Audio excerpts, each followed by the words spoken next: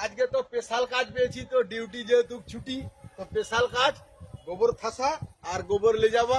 তো আজকে আমি একটা ব্লগ নিয়ে এসেছি, আপনাদেরকে দেখাবো আমার শাক সবজি এবং ডাব আছে, তো কলাকাঁদি আছে, তো যাদের যাদের লাগবে সবজি দেখাচ্ছি আপনাদেরকে। তো আমার এই গুঠে গুড়ে দিয়ে কতটা সবজি করেছি দেখো। তো বেগুন গাছ লাগিয়েছিলাম, তো এই গুঠে গুড়ে দিবা, তবে বেগুন পড়া শুরু হয়েছে দেখুন।